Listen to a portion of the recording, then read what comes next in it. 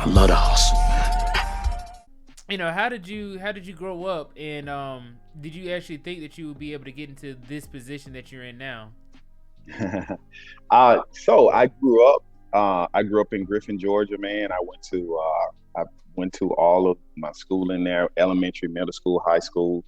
Um, I love the small town that I'm from. I went to college in Louisiana.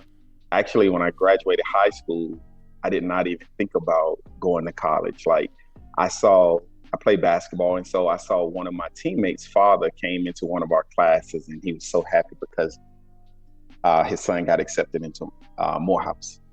And the competitive guy that I am, right? I was like, I can do that, and I just started applying, man, and ended up getting a scholarship to go to Grambling. Um, I come from a single parent household. It was just my mom and five other kids, and I was raised by my grandmother until I was in the fourth grade. Then I moved with my mother.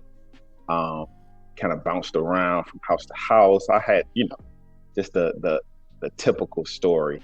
Um, Went to college, and I never really thought about, what would be next in my life as a young guy, right? I just always knew that, hey, I'm gonna make $60,000 when I get older, because for some reason when I was young, that was the number that I just put in my head.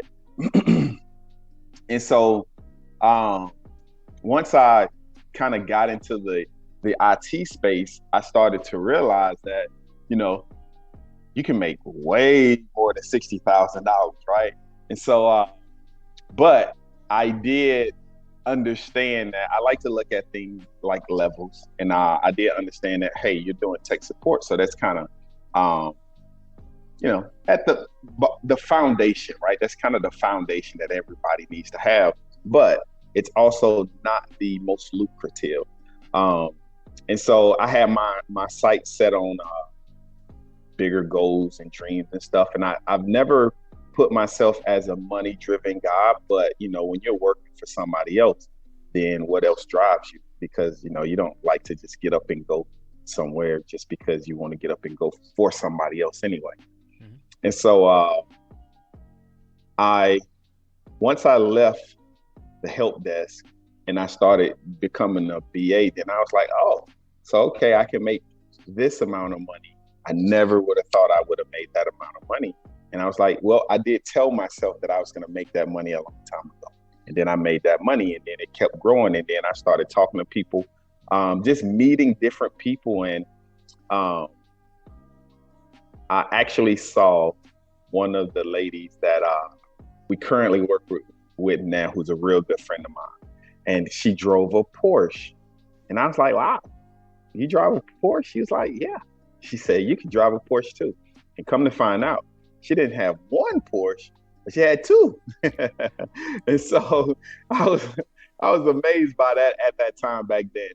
And I just told myself, hey, you're gonna work hard and you're gonna get to where you need to be. And even now, I don't feel like I am. I still have a lot of growing to do, and I don't know if being a Scrum coach is, where I am going to stay. But I know it is I appreciate the opportunity, and I know, like, for right now, this part of my life, I never would have imagined that I would just be a Scrum coach. I didn't even know what a Scrum coach was until we went agile. So, I never would have imagined, man, not at all, that I would be in the position that I am now. Mm-hmm. Man, that is awesome.